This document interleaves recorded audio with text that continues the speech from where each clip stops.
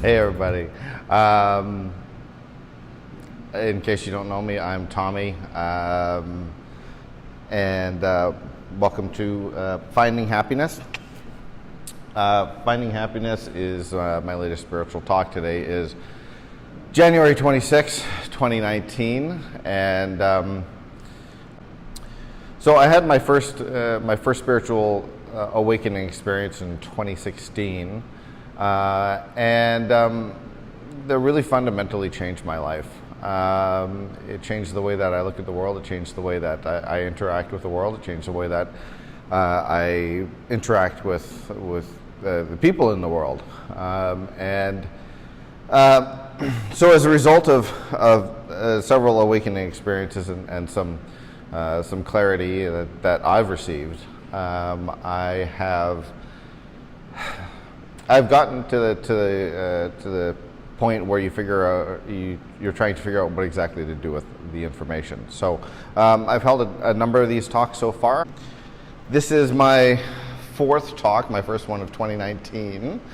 The first one was called Unveiling the Master Plan, which is that piece right there. The second one was called Guided, Protected, and Loved. And this one, the last one was called Love versus Ego.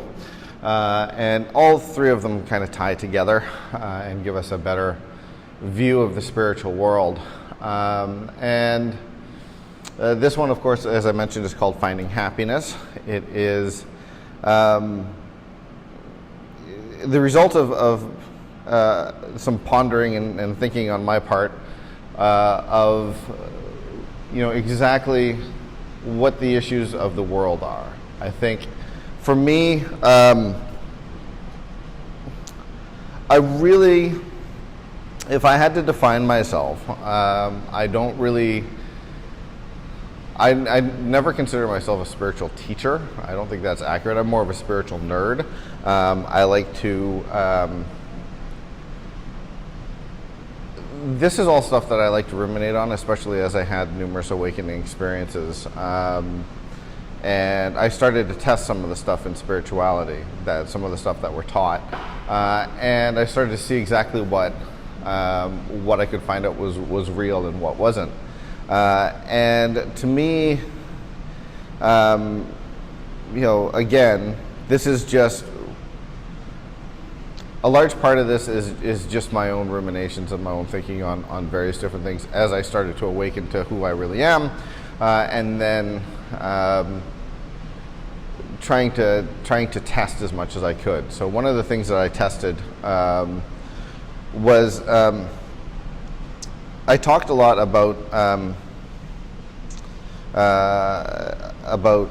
my own spiritual awakening in my first videos. By the way, all three of my previous videos, the first two talks that I gave are available on YouTube. The third one, Love versus Ego, there was technical issues and we couldn't get that online, but I'm hoping to get some semblance of that one up at some point. Now, the interesting thing is, one of the things that I did was I started to test what I could, and one of the things that I tested was something that I heard in various circles, as well as reading about in Autobiography of a Yogi, talking about out-of-body experiences. So I trained myself to have conscious out-of-body experiences, which I've only had a handful of them, but it's very very clear when you have one of those that if your body is lying on the ground and you're floating several feet above it, the you that is you, the personality and the thoughts and the everything that you think of as you is now existing several feet above your body and your brain. So clearly there was more than that, more to it than just more to you than just your body. In fact, your body is really kind of extraneous at that point. So through those experiences, I started to experiment and ponder, and I committed myself to trying to uncover as much of the spiritual world as I could, and then try to make sense of it and put it in a way that other people can understand. One of the revelations that I received was the master plan right there. Essentially, to back up to the beginning, essentially everything is God, and then beyond that, once God splits himself into numerous different pieces, which we call souls, that soul creates. So God splits himself and creates souls. Souls create the mind, and then the mind creates the body. And essentially, the way it works is that the soul is the kind of the architect. It's the conceiver of the ideas. The mind is the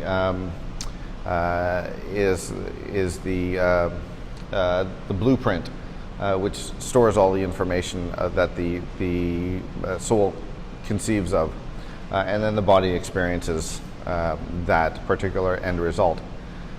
So, through the awakening experiences that I've had, it leaves you in kind of a profound state of what the hell do I do with this? I realized exactly how much guidance there is from the non-physical. Basically, we experience the world in the physical, and we have no real recollection of the non-physical unless we essentially come into this life deciding that we really want that. And yet the non-physical is there to support us at all the time. Just most of us tend to get caught up in the day-to-day machinations of the world, and we kind of stop thinking about it, and we block off the thoughts to that. So the metaphysical is really here to support us. There's guides and helpers and angels and all that sort of stuff there. I do believe that's true because I've experienced some of it. I haven't experienced all of it, but if you check out some of my other videos, you'll see some more of the stories, which I don't want to run into here again, because ultimately this talk is about finding happiness. And so really what we have to do is we have to figure out exactly what is happiness and where it is. And one of the things that I discovered, and I'm not the first one to discover this, so I don't take any credit for it, but the physical world is really based on duality. Essentially what happened was when God created everything, he split himself first into a series of souls that is essentially God taking down about 1/8 of an inch. So they're extraordinarily powerful, and one of the mistaken things that we have, if you'll let me erase this. So essentially the thought that we have, generally speaking, is that this is our body, or if you're a woman, that's your body. And the soul is some little thing that floats around inside your body like that. What I really discovered was it's really the other way around, and that if you take the words, we are made in the image and likeness of God, very almost literally. So if everything is God, the universe exists within God like that, and then he splits himself up into a bunch of different souls, blah, blah, blah, blah, blah. And so now what you have is your soul, and inside that soul is your series of subtle bodies, kind of like this, looking very much like a gingerbread man apparently, and then inside that body is the physical body. So the soul is the container for the body and not the other way around.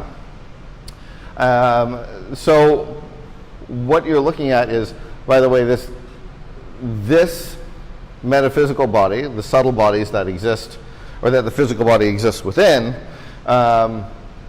those interacting outside of the edges of it, that interact outside our body, is commonly what we refer to as the aura.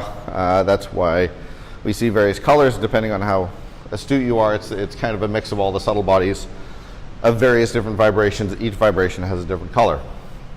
Okay, you don't need to know that. That's just a basic rundown of how our bodies work in relationship to the universal body.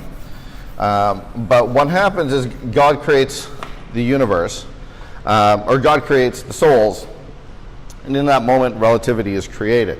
In other words, you know one thing by knowing another thing, knowing what it is in relationship to the other thing.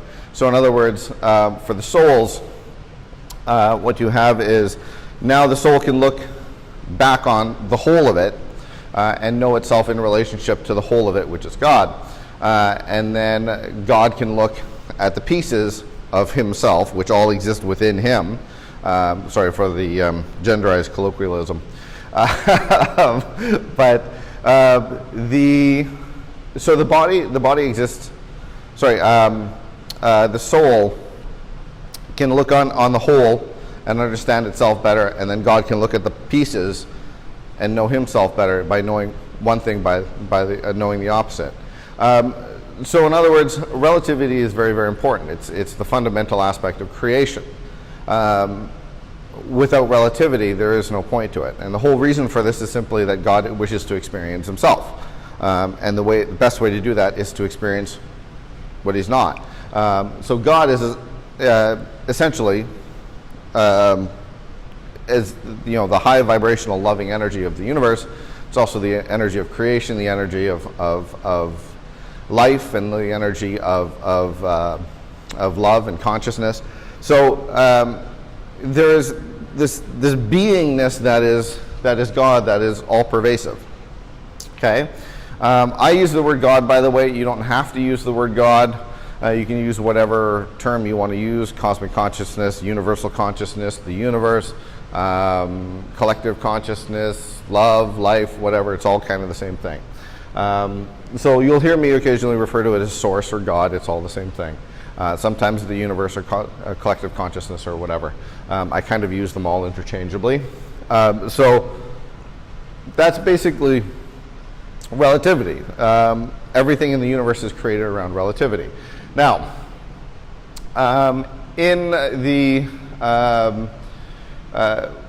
so God knows himself as all of it by knowing himself as the pieces of it, right? You can't know yourself as, you can't know what hot is unless you know what cold is. You can't know what up is without knowing what down is. So in other words, without relativity, there is no knowingness. If everything is love, love has no meaning. It's like, the way I kind of think about it, it's like if you're blind and you've never experienced light before, light and dark have no meaning to you. Everything, it just is. It's, there's a blankness there. It has no concept to you, right? Without sight, you can't, you can sort of form a general idea of what an elephant looks like, but, if you're blind, you don't know what an elephant looks like because you've never seen it. You might be able to sort of get a general vagueness of it, but there's no meaning to it. And really, without experiencing hot and cold, you don't really know the difference between the two. And so the reason for the physical universe and for our physical bodies is to experience duality, which is relativity in its most extreme form. So in that we have, in duality, in the physical universe, we have a bunch of dualistic pairs, okay? And those pairs help us to know ourselves by knowing who we're not. So in other words, in the dualistic pairs, we have things like up and down, obviously, as I just mentioned, left and right, hot, cold, male, female,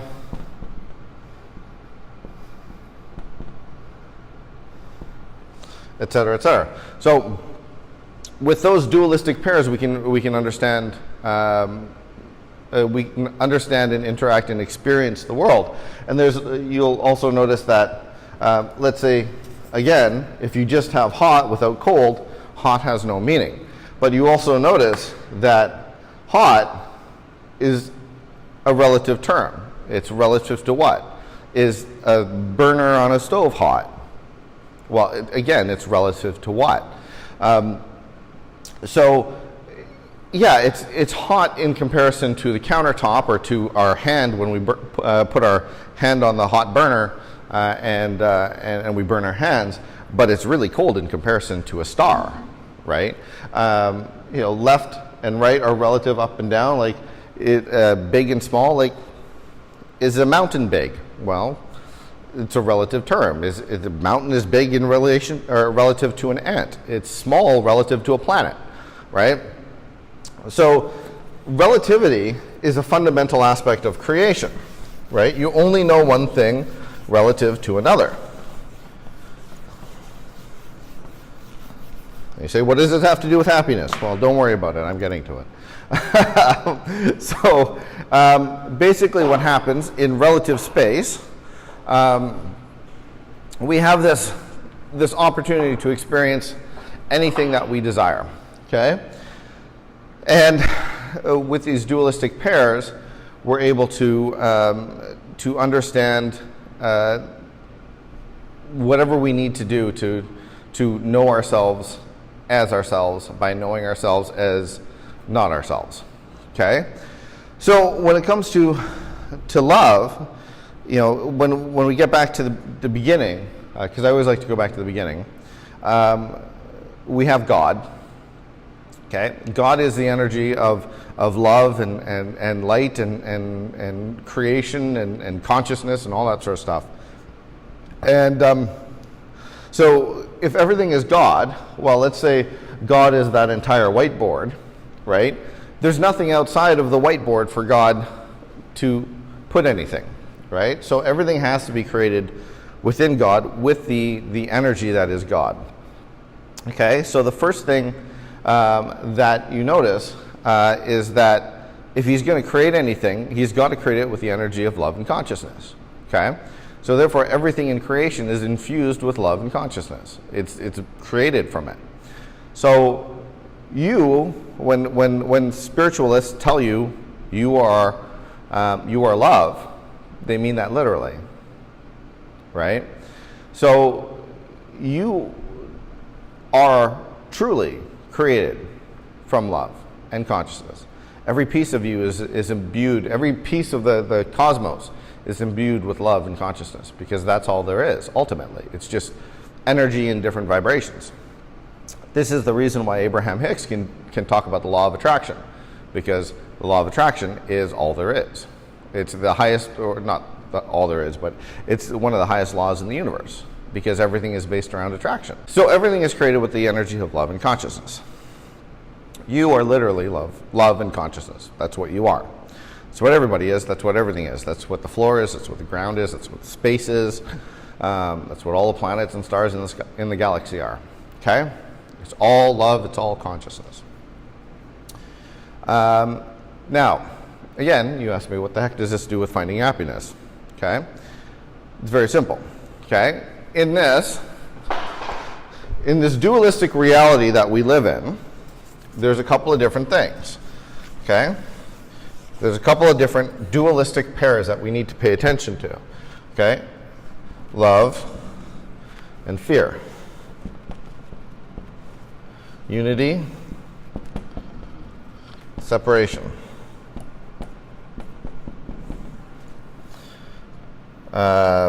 Compassion, condemnation.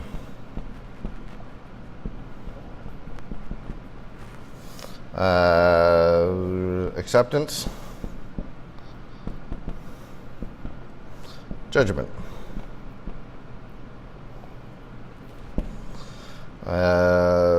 Flow, resistance. What do we got? We got freedom, control. We've got truth. And we've got lies. Lies. All lies. Anyway, so this is what we call source, or God, or whatever. This is what we call ego. Okay? All that is ego. Ego is the opposite of God. It's the absence of source. Okay? So, again, getting back to duality and relativity, we need to know ourselves as love by understanding fear. We need to know ourselves as all one by understanding separation. This is why we come into the physical universe, so that we can experience separation. Okay? We don't understand what compassion is without condemnation. Again, if everything is light, there is no darkness. You can't understand what light is. You need darkness to understand what light is. Otherwise, it's just always light, right? If everything is love, love has no meaning without experiencing that. Okay, so what we're really looking for is we're looking for the experience of what we're not, so that we can go, that doesn't quite feel right. Let's move our way back into alignment with who we really are. So every single person, because everybody is love, everybody is a piece of source, right? It's as they say, you are of God, you are made of love. Everybody wants this. Source and love, God is love, love is God. Source and love are one and the same. So if you ever hear me say, it's all about love and the ego, is it love or is it ego? Right? It's the same thing. It's just saying, are you source, or are you in alignment with source, or are you in alignment with your ego? And ego, source is love at 100%. Ego is source at 0%. Right? So it's the absence of source. Now, if you notice that the world, everything that we've created so far has elements of the ego in it. Okay? Our religions are based in fear, separation, condemnation, judgment. Our political structures are based in fear, separation, condemnation, judgment. There's other one on here that I like to put on here. Equality. And superiority. If I can spell superior-T. Okay? So, you have education based around separation, superiority, etc., etc. You have religions that are based in control, condemnation, judgment, fear. You have political structures which are based in separation, superiority, all that sort of stuff. You have our athletics. All of our athletics is about beating the other guy. You're separate from the other guy and you're trying to prove your superiority, right? So everything, if you examine our entire societies, it's based out of the ego. And the ego is 0% of source, right? So if you're trying to create something, you can create it out of the ego. It's totally fine. There's nothing wrong with it. We've been doing it for thousands of years, right? The problem is look at the world. Look at the way the world is. Everybody has this idea of who they should be, right? And that idea is based out of the ego, because that's what we're taught from a very young age, from our parents and our society. We're taught to be separate. We're taught to try and figure out how to be superior to the next guy, how to win at everything, how to beat the other guy. We want to judge other people and condemn other people, right? We want to say that we're right and they're wrong, right? So much of what we're doing is based in this. Now, the interesting thing is if you look at the world, you'll see that in our societies, the move is always, always, always back to source. That's what we're trying to do. So if you look at all the movements over the last couple hundred years, in America especially, because America is a wonderful example of duality. This is, if you want to say separation, it's also duality, dualistic thinking, duality, right? That's oneness consciousness, and that's dualistic consciousness, okay? Me and the other guy, okay? It's all about, the movement in society is all about equality. It's about freedom. It's about unity. It's about love. It's about compassion, okay? So what we're doing right now in this day and age is we're trying to shift from an egoic society to a love-based society. That's what we're trying to do. And it's messy, which is why there's so much chaos and confusion in the world, okay? So in order to understand the source of happiness, you have to understand who you are and who the ego is. But there's something else that you need to know, okay? We are moving here, which is fine. This is where we get eventually. This is the final outcome because everybody returns to source.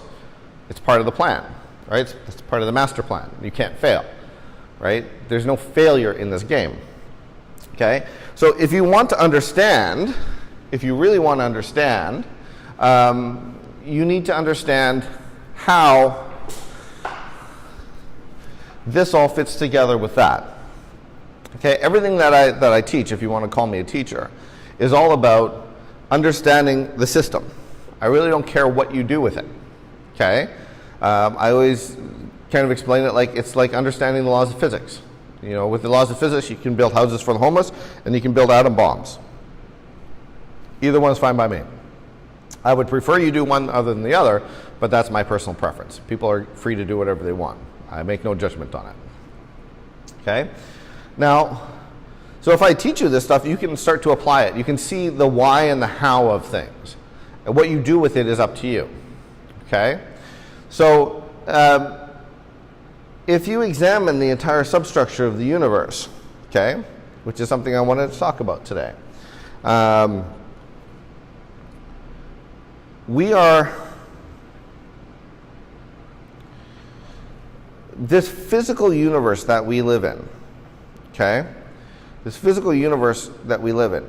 You know, if you talk to any of the mystics, like the non-dualists, people like Buddha and Ramana Maharshi and Nisargadatta Maharaj and all these people who have experienced non-dual consciousness, which is unity consciousness, but I think they for some reason they call it in Hinduism it's referred to as Advaita, which literally means not two, or non-dual. Okay, it's this. What happened during my awakening was I saw that all things are one thing.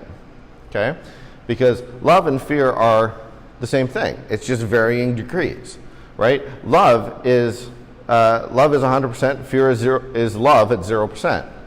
Separation is unity at 0%. Condemnation is compassion at 0%, right? So all these things that we experience, that we build our society around, is all just the absence of source, okay?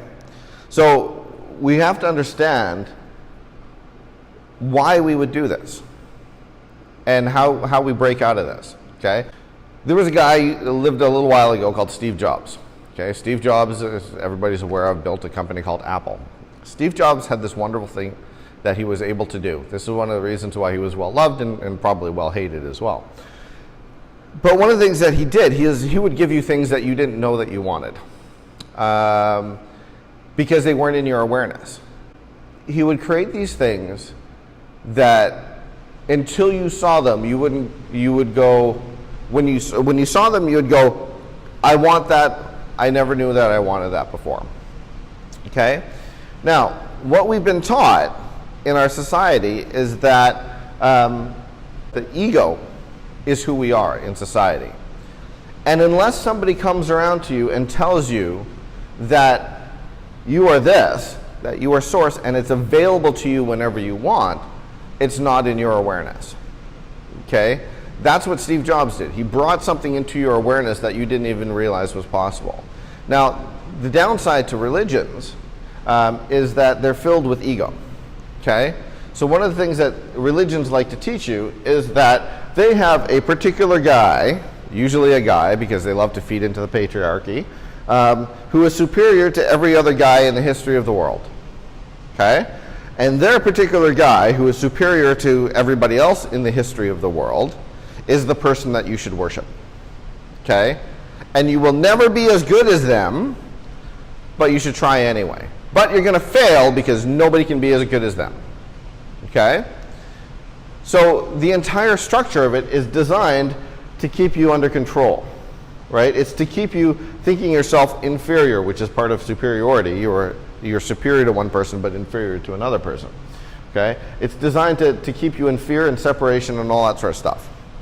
Okay? One of the reasons why I talk about the things that I talk about is because I'm trying to bring this into your awareness and say, you know what, their message of the greatest masters in history was not that they are better than everybody else. It's that you were as good as they were. You know, Jesus' final message before he was killed was, these things that I have done, even the least among you can do them, and greater work still. Right? So Buddha's message was, we're all Buddha. You can all do it, right? Here's what I did. Try it. Let me know what you think. Okay? That was his message. Okay? So all the greatest masters in history, even people like the modern non-dualists like Ramana Maharshi back in the 20th century, they all said, you can do it. You can get there on your own. You know, there's an interview with a guy that I was listening to. His name is David Thomas, young black kid who I remember because his name is David Thomas, and that was the old white guy from the Wendy's commercials. So I always, whenever I picture David Thomas, the young black guy, I always think of the old white guy. But he's like, I awakened to my true self in like 9 hours, right? And what he did was he just went for a walk and he started asking himself, who am I? Who is the one thinking these thoughts? Who is the one having this experience of walking? Who is, who is this having this experience that of Davidness, right? And like over the course of 9 hours, he awoke to who he really is, and he awoke in. So anyway, it's possible. It's possible for everybody, and what I'm trying to do is raise it into your consciousness so that you're aware of it. Kind of like Steve Jobs did, except with awakening. Okay. Now the difference is, one of the things that we do in society is that we tend to put our faith in spiritual teachers because we think that we're not good enough. We think that whoever has done it before us is better than us, right? And one of the things that I want to stress to you is that there's a difference between knowing and understanding.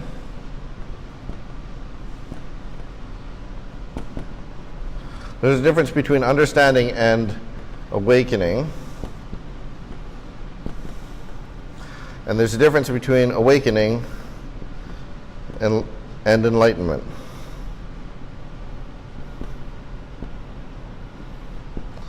Okay, so, but in order for you to know anything, it has to be in your awareness. Awareness. Om Namah Shivaya. Sorry. Okay, so if it's not in your awareness, you can't move towards it. If you don't believe that it's possible, you can't move towards it. So what I'm trying to do is put this into your awareness, that if you walk the path, you'll get there. You know, it's a direct path all the way down to here. But it's one thing to walk around and saying, I am the light, and I am a spiritual being having a human experience. It's one thing to say that. It's another thing to experience it. This is experiential. I would say, if I had to rank myself anywhere, I would say that I'm probably right here.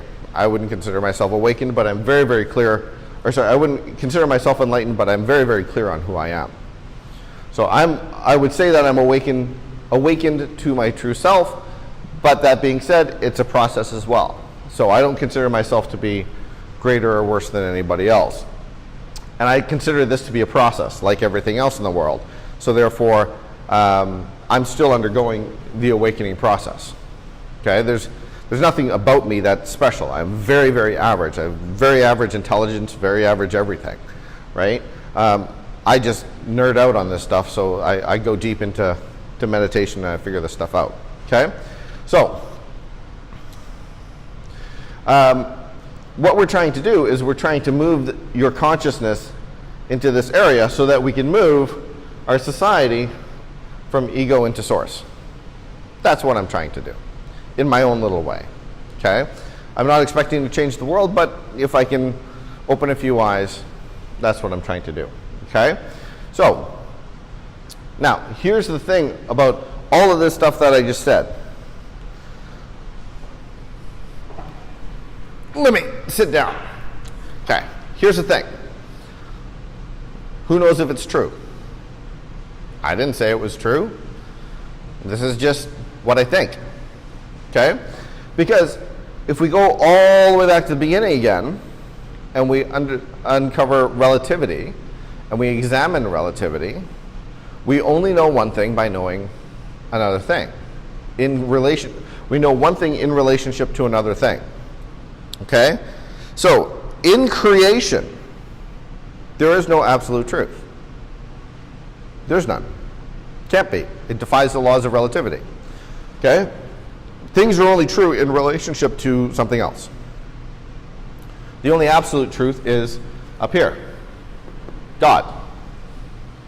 Love. Consciousness. That's absolute truth. As Yogananda said, truth is that which never changes. And that's the only thing that never changes. Although God, in and of itself, because of the nature of God, is constantly changing, and yet never changing. Right? So, when we examine relativity, we notice that hot does not have any inherent value. It is only hot in relationship to something else. Like I said, hot is hot. For example, fire is hot in relationship to an ice cube. But fire is cold in relationship to a star. Right? So, human beings are big in comparison to an ant, small in comparison to a mountain. Right? So, we start to look at that thing, and we say, well, then what's true? And this was my journey. This was how I started. It wasn't a quest for God. I found God because God was the ultimate truth. But my quest was a quest for truth. I was looking to find out what was true and what wasn't. Turns out nothing is true. And you say, well, yeah, it's true. Of course it's true. We know that 2 + 2 = 4. That is an absolute truth. Okay, let's examine that. Okay, so 2 + 2 = 4. What is 2? 2 is 1 more than 1 and 1 less than 3. 2 has no intrinsic value. 2 only has value in relationship to 1 and 3. 4 only has value in relationship to 3 and 5. Right?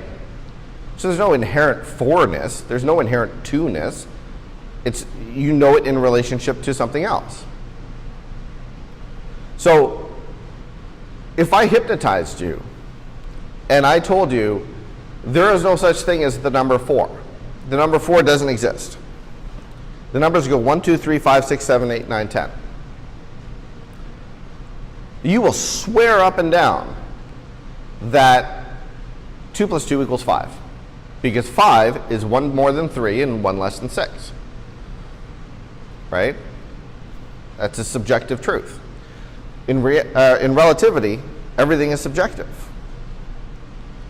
So, if I hypnotized half the world, and I got them to believe that the number 4 didn't exist, Now you have half of the universe, or half of the world thinking that 2 plus 2 equals 5, and half of the world thinking 2 plus 2 equals 4. And we start to fight wars over these things. And there's no inherent isness next to it. You say, well, 2 plus 2 is 4 because the math works out.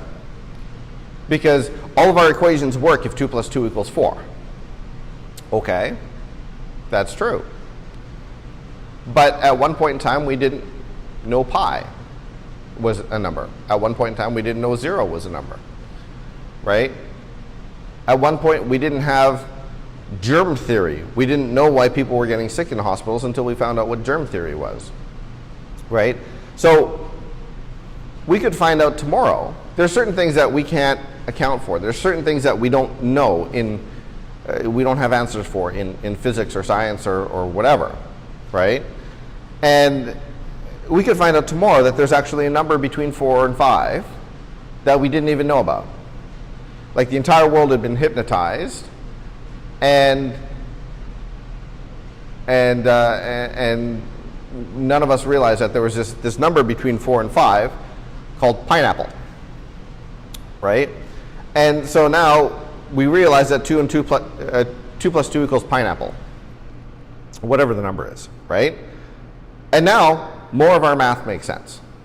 And yet just the day before, we were without the knowledge of this number value, pineapple. Most of our math worked. Everything seemed right. We just couldn't explain everything, right? We don't know. Maybe there's a number there we haven't discovered yet. Maybe there's something like germ theory we haven't discovered yet, right? So, we argue over this thing and say that we're right and everybody else is wrong. Okay, let's take another example. Let's take the example of, let's say, an apple is red. Okay, well, is an apple red? Again, it's a subjective truth. It's relative to what the color is. Red, we consider to be the color red, plus the rods and cones in our eyes that give us the sensation of color. Right? A fly is going to see an apple very differently. There's if you're colorblind, you're going to see an apple is gray. So it too is a subjective truth. Because most of us agree that an apple is red, we say an apple is red, but it's not really. It's a subjective reality. And the more you examine reality, the more you notice it's entirely subjective. That there's no absolute truth there. There's only the subjective truth. And the ego is insistent on rightness and wrongness. A couple years ago, marijuana was illegal in Canada. Now it's legal. Right? So is it wrong to smoke weed or not? 5 years ago, it was wrong. Now it's okay. Depending on where you go in geography, or in the world, prostitution is either legal or it's not. What's right, what's wrong? It's all subjective, right? So what I'm trying to do is I'm trying to shake your ego a little bit. I'm trying to break apart the fabric of the universe so that you realize that there is no rightness or wrongness. And much of what we consider to be happiness is based out of what we see in the world, what we give value to in the world. And when you start to awaken to your true self and you realize that all things are one thing and nothing really exists anyway, there's no truth to anything, much of the reason for our unhappiness and our sadness in society is because of the fact that we put our ego into everything that we do. And we say, this person has wronged me, or this thing that I give value to is what gives me happiness. And that thing doesn't have any inherent thingness. It's what the Buddhists refer to as the inherent emptiness of everything. A table lacks any tableness that is. It's only a collection of parts which we call the table. It is one of the harder concepts in Buddhism to grasp. They say that things are empty of inherent existence, right? If you want to read up on Buddhism, it's a hard concept to grasp. I'm trying to put it into normal words for you, okay? So let's take another example. Okay, we look outside, we go into the park, and we say that's a tree. Okay, we say objectively that is a tree. Every one of us can agree. Even a blind person who can feel the bark of the tree knows that that is a tree. Okay, it's possible. There's definitely a thing there that we consider to be a tree, right? But we call it a tree because we look at it or we touch it with our hands, we experience it with our five senses. There are people in this world who have experienced what I call cosmic vision or 360-degree vision. People who see the energy flowing around everywhere. Okay? Let's take that one step further. So these people who have that ability to see, they're usually pretty weird, and they usually keep to themselves because it's not something they like to talk about in public because everybody thinks they're weird. Okay? So if we take that one step further, and let's say there's an alien species out there that doesn't see physical matter. They've evolved to the point where they see energy, right? Everything is just more or less dense versions of energy, which is in fact reality. Einstein proved that energy and matter are the same thing, just with a conversion called the speed of light. But if you speak, or if there's an alien species that only speaks in or sees in energy, doesn't really experience physicality, other than the fact that they can walk on something, and that's called a floor. Right? Let's say they look at the same tree. All they see is the energy currents running up and down the tree, right? And going out into the branches. They see just a bunch of energy. That's all it is. It's a denser version of energy than is in the air around it, surrounding it. And they look at that tree and they say that is a level 7 energy source. And then they look at a person and they say that is a level 5 energy source. And then they look at let's say a fish, and they say that's also a level 7 energy source, but that's amplitude 20, and what you call a tree is amplitude 80, right? So to them, a fish and a tree are exactly the same. They're both a level 7 energy source. I don't know, I'm making this stuff up, okay? But we subjectively see a tree and a fish very differently. To an alien species that sees in energy, they're the same thing. They're different magnitudes of the same energy source. So even the tree has no treeness to it. There's no isness that is the tree. There's no isness that is the fish. And you say, well, yeah, but there's a physical tree there that we call a tree, whatever you call it. There's that tree. It exists. It's there. I can put my hands on it. If I punch it, I'm going to break my hand. We can chop it down. We can make firewood out of it. We can heat our houses. Okay. I agree. But there is, let's say you have a dream. You're sleeping. You're in a dream. And you look up and you see the moon. This is an example that I heard from Rick Archer on the Buddha the Gas Pump podcast. It's a very good podcast, by the way. And I don't know if it's Rick Archer's example or if he stole it from somebody else. But so you're in a dream and you look up and you see the moon and you say, "Yep, looks pretty real to me."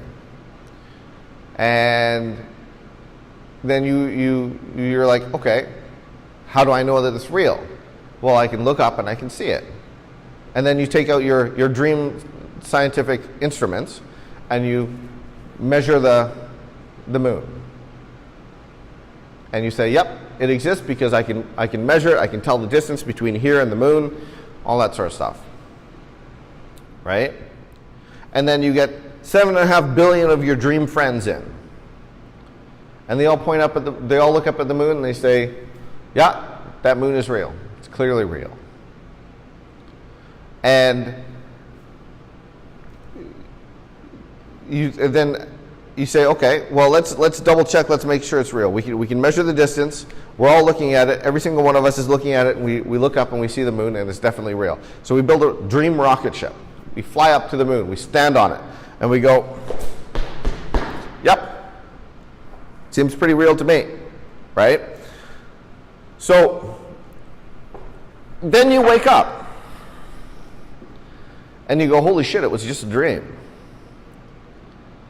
And then you go back into your dream, and you tell all your 7.5 billion friends, you say, that moon is just a dream. And they all look at you and they say, what do you mean? It's real. We sent a rocket ship up there. We took out our dream scientific instruments and we measured it. It's real. But it isn't until you wake up that you realize that it was all just a dream. I remember at one point, I've gotten very good at remembering my dreams as well. It's one of the things that I learned how to do when I was trying to learn how to leave my body consciously. Okay? And one of the dreams I had, I was testing this to see how real dreams were. And I was walking down a corridor that was lined with windows. And I tapped on the glass, and I could hear it go tink, tink, tink, tink, tink. And I was like, yep, feels pretty real to me. And I stomped on the ground, and I reached down, and I knocked on the ground. I was like, seems pretty real to me. Okay? So the dream world can seem very real. But until you wake up, you don't realize that you're dreaming. And this physical world is very much like that. You know, I'm not touching this chair. You are not touching that chair. You are floating 1 angstrom above the chair. You never interact with anything in your life. It's all just a hallucination.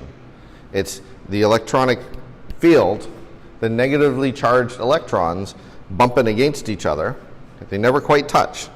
They get very close, but they don't touch. So your experience of this world is nothing more than an illusion. And yet you take it to be real because we weigh and measure things and we say it's real. Science tells us it's real. But when you wake up to your true self, you realize it's not very real. So all these things that we look for outside of ourselves, these things that we make special, these things that are in the ego, okay? We look at, all the things that we're attached to in the ego that we think are what make up the world aren't really real.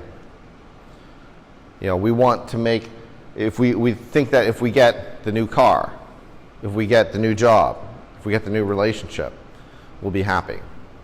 Okay? We think that all these things outside of ourselves are what make us happy. If my spouse would just stop annoying me, I'll be happy. It's not how it works. Because the ego is outward looking. Source is inward looking. Source is everything. Everything is created inside of Source. And in this process of the master plan of coming into the physical universe, we forget who we really are. And if God is love, and God is love, then the remembrance of who we are, the source energy that we are, is also built into us. That source energy is what gives us our power, is what brings us to happiness. So the answer is obviously not in looking outside of ourselves for things that are illusory anyway. The answer is in turning inwards, as Jesus said, seek ye first the kingdom of heaven. The kingdom of heaven lies within. Turn inwards. Seek ye first the kingdom of heaven, and all else will be added unto you. What they're saying is turn inwards and find your connection to this source, and all else will be added unto you. So if you're looking for happiness, it's not found out there. This is what every master will tell you. Because you need to find your connection to this inside, because the world is an illusion anyway. Doesn't mean it's not real. Doesn't mean if I punch the wall that my hand's not going to break. It's still very real. Unity consciousness is about recognizing that all things are one thing. You know, one of the things that I disagree with the non-dualists is that they say, well, the physical world's an illusion, so just ignore it. Well, the physical universe is very real. If I stub my toe, I still get hurt. I still say, ow. So in my mind, it's all the same. All of it is one thing. The physical universe is real and it's not real. One of the things that you realize that as God, everything is God, and therefore God is love, but God is also fear. God is unity, but God is also separation. Right? All of it is one thing. And as Nisargadatta Maharaj said, the ability to hold contradiction is a sign of spiritual maturity. So the physical world is real, but it's also an illusion. You have free will and you don't have free will. You know, the answer to everything is yes. Right? Are you love? Yes. Are you ego? Yeah. Are you separate? Yeah. Are you one with everything? Yeah.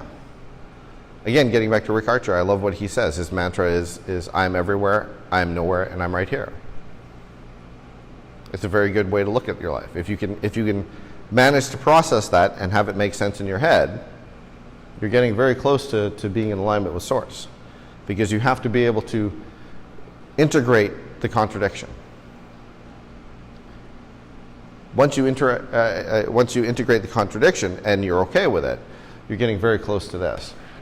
So when it comes to finding happiness, what I want to tell you is that it's not, or it gets back to the question that I like to determine how I'm going to react to the world, is does this feel like love or does this feel like ego? Because if it's an ego, I'm in the illusion. If I'm in alignment with Source, if I'm in alignment with love, then I am much more able to allow the Source energy to flow, right? I'm free from the illusion. Because freedom, flow, truth, all that sort of stuff, that's all an aspect of your own divinity. And that's where the source of happiness resides. Because once you detach from the physical world, once you detach from everything that you think is what makes you you, and everything that makes you happy, you'll notice that almost everything that we think makes us happy is external to us. And everything in the universe is not only illusory, but it's temporary. So why are you going to hang your hat why are you going to hang your happiness hat on something that is illusory and temporary? There's no point to it. So if everything outside of you is illusory and temporary, the only way to find the happiness is to figure out what is not illusory and not temporary. And that's Source. That's who you are. So every single time you do something, you ask yourself, is this love? Does this feel like love or doesn't it? Does it feel like ego or doesn't it? Am I being compassionate? Am I being acceptant? Or am I accepting that which is? Am I speaking only truth? Am I fighting for equality? All these things that put you into alignment with Source. You know, the Bhagavad Gita tells 3 different paths to knowingness, alignment. One is the path of wisdom, the path of Buddha, which is truth, right? One of them is the path of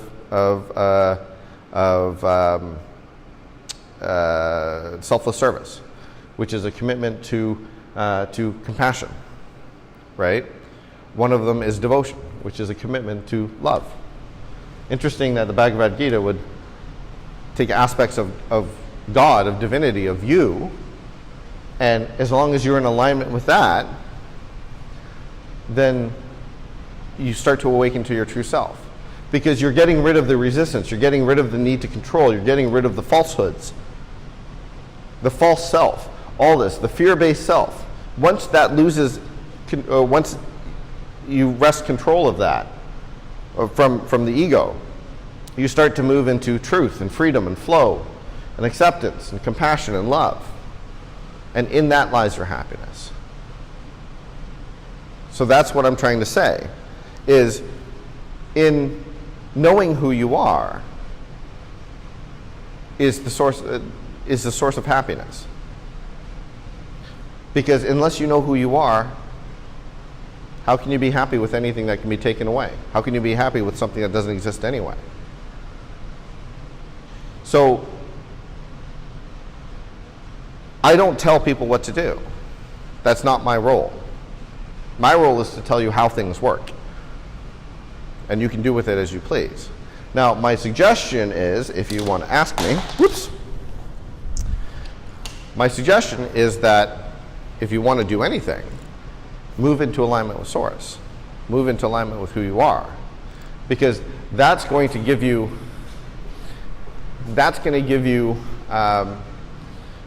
greater power. It's going to move you into alignment with flow and guidance. It's like tuning your radio. One is you're tuned to Ego FM, and the other one is you're tuned to Source FM. Now, Source is always talking to you. Source is always giving you guidance. But if your radio is set to Ego, you're not going to hear any of it. But once you move into alignment with Source, once you tune your radio correctly, then you start to receive a lot more guidance. A lot more synchronicities happen. And the way that you do that is you go into the silence. So that can be through meditation. That can be through meditation, or it can be through walking alone in nature. It can be through selfless service. It can be anything. Anything that puts you into alignment with any of those qualities of Source. And then you'll notice that the real world doesn't mean as much to you. You'll notice that you start to detach from the world. And when you do, that's when you start to realize the true source of happiness. And all I'm trying to do is raise your awareness of it. That's all. I have no other goal than that. So my suggestion, like I said, is meditate a little bit more. It's nothing new, nothing special. But hopefully, if I can raise your awareness of it, it'll give you a lot more motivation to get in there. Because as you get in there, as you go into the silence, as you release, you become much more aware of who you are, and you let things flow. So, when it comes to moving into alignment with Source, yeah, meditation is great. I highly recommend it. One thing that really, really helps to speed up the process is committing not just to going into meditation and sitting silently, but setting your intent. Okay, the last thing I want to talk about is something that I've talked about before, which is the formula for world peace, which is a fancy name for saying law of attraction. It's essentially how the law of attraction works. Okay? So, the formula for world peace is I plus B plus D plus L equals A. Okay? Intent plus belief plus desire plus love equals law of attraction. Okay? You have to start off with an intent to do something. So my suggestion is, if you're going to go into meditation and your egoic self is trying to control and resist, okay? Your intention in meditation I say should, there is no shoulds in the world, but this is my suggestion, should be to release resistance, to release fear, to release blockages. Because who you are is Source. It's all already there. It's already in you. But you have to be aware of it. There's one thing, awareness. Once you're aware, then you can set your intention. So I'm trying to give you the awareness so you can set your intention. And set your intention and ask for guidance. Because ask for guidance to release the blocks to moving into alignment with Source. You have to believe it's possible, and that's why I stand here and I tell all my crazy stories about my own awakening, because I want you to believe that you're able to do it, because if a dummy like me can do it, then so can you. Okay? You gotta have the desire to do it. Okay? My desire is to help humanity. My desire is to give them the information so that we can shift from the egoic society to a source-based society. Okay? That's my desire. That's what motivates me. And then plus love. You could do one of two things. You could release resistance or you can add love. I like to add love, right? Because love is in alignment with source anyway, so might as well use that. And when you start to do that, you start to attract everything that you need. Okay? So that's it. That's the formula for world peace. Commit to it. We start to move towards a source-based society. And then society is a lot more loving. Society is a lot more compassionate. It's fun. It's a wonderful world when we can all live in peace and harmony, but that's a ways off. But it doesn't take much. Okay? How many light bulbs does it take to light up a room? Not a lot. You know, you can have 100 people in a room with 5 light bulbs. Provides enough light for 100 people. Right? So the more room you or the more light bulbs you have, the brighter the room. And the more everybody's affected by the light and the heat of the lights. So the more people we can have awaken to their true self, the better it is for the world. And then we're all happy because there's no more war. There's no more fighting. There's no more political one-upmanship. People are simply committed to their own growth and the growth of the planet.